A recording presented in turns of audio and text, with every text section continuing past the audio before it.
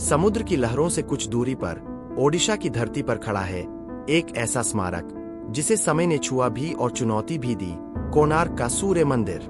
यह केवल पत्थरों का ढांचा नहीं, बल्कि विज्ञान, वास्तुकला, आध्यात्म और रहस्य का संगम है।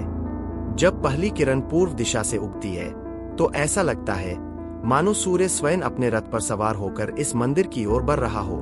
और शायद यही इस मंदिर का सबसे बड़ा रहस्य है। क्या यह सिर्फ एक मंदिर था या प्राचीन भारत का खगोलीय चमत्कार? 13वीं शताब्दी पूर्वी गंग वंश के महान राजा नरसिंहदेव प्रथम ने एक ऐसा स्मारक बनाने का संकल्प लिया जो उनकी शक्ति, समृद्धि और सूर्य देव के प्रति उनकी अटूट भक्ति का प्रतीक बने। समुद्र के किनारे चुनी गई यह भूमि केवल धार्मिक कारणों से नहीं, बल्कि रणनीतिक और वैज्ञानिक दृष्टि से भी महत्वपूर्ण थी। इतिहासकारों के अनुसार लगभग 1200 से अधिक कारीगरों ने 12 वर्षों तक दिन रात मेहनत कर इस अद्भुत मंदिर को आकार दिया। कल्पना कीजिए, उस समय न आधुनिक मशीनें थीं, न क्रेन, न कंप्यूटर, फिर भी पत्थरों को इस तरह तराशा गया कि हर पहिया, हर स्तंभ, हर मूर्ति जीवंत प्रतीत होती है। कोणार्क का मंदिर सूर्य देव के रथ के रूप में निर्मित है। यह रथ 12 जोड़ी विशाल पहियों पर टिका है, कुल 24 पहिए। प्रत्येक पहिया लगभग 10 फीट व्यास का है।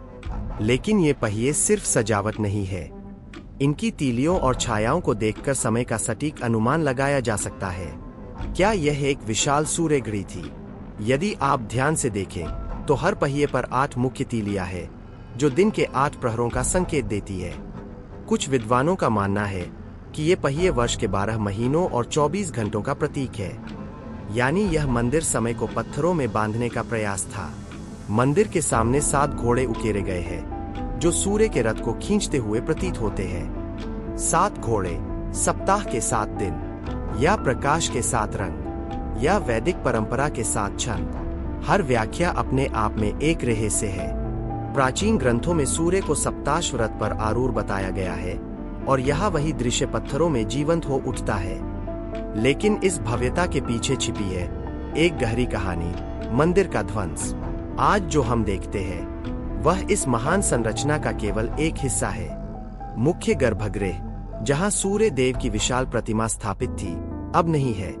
इतिहासकारों के बीच इस बात पर मतभेद है कि मंदिर कैसे नष्ट हुआ।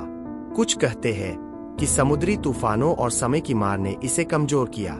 कुछ का मानना है कि विदेशी आक्रमणों ने इसकी संरचना को क्षति पहुंचाई।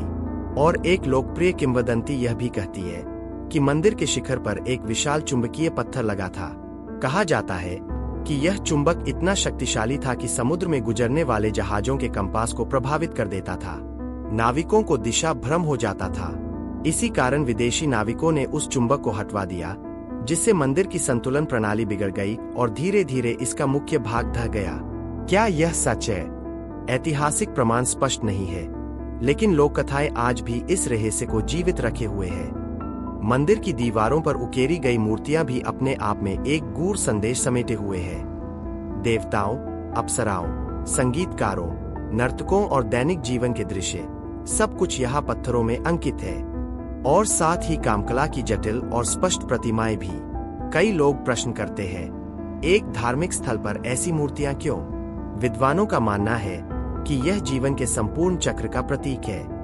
धर्म, अर्थ, काम और मोक्ष, चारों पुरुषार्थों का संतुलन। कोणार्क हमें यह सिखाता है कि आध्यात्म केवल तपस्या नहीं, बल्कि जीवन की पूर्णता को स्वीकार करना भी है।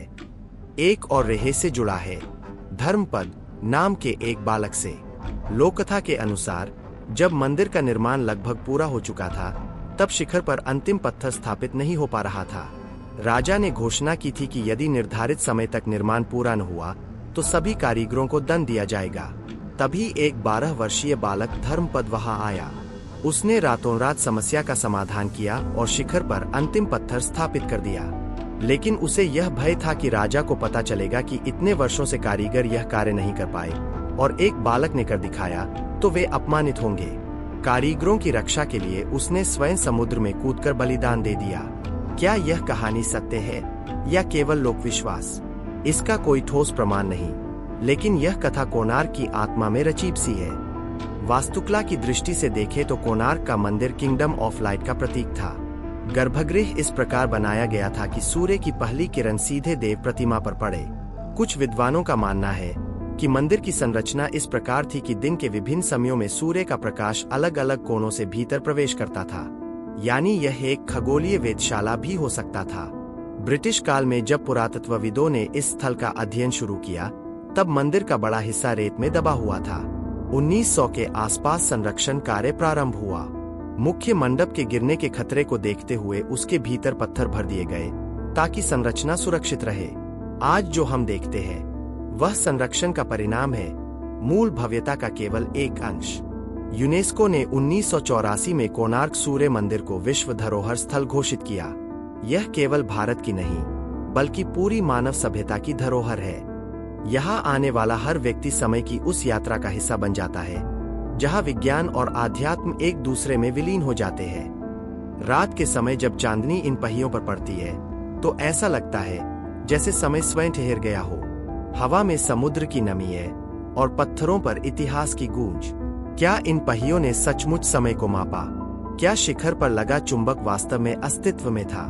क्या धर्मपद की कथा इतिहास है या कल्पना?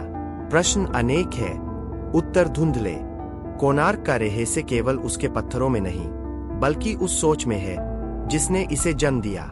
यह एक ऐसी सभ्यता की कहानी है जिसने सूर्य को केवल देवता नहीं, बल्कि ऊर्जा, समय और जीवन का स्रोत माना, जिसने वास्तुकला को कला से जोड़ा और कला को विज्ञान से।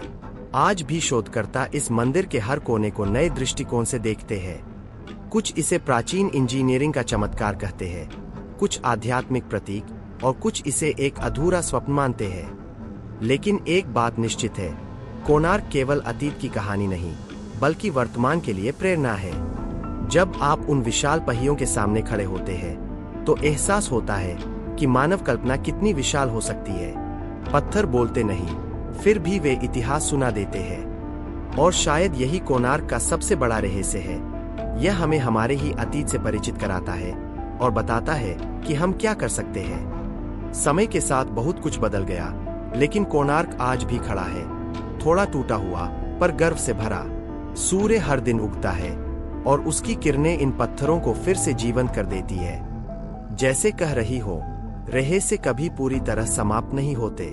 वे बस नई पीढ़ियों का इंतजार करते हैं जो उन्हें फिर से खोजें। और शायद अगली बार जब आप कोणार्क जाए तो केवल एक पर्यटक की तरह नहीं, बल्कि एक खोजकर्ता की तरह जाए, क्योंकि कोणार्क सूर्य मंदिर केवल देखने की चीज नहीं, समझने का अनुभव है।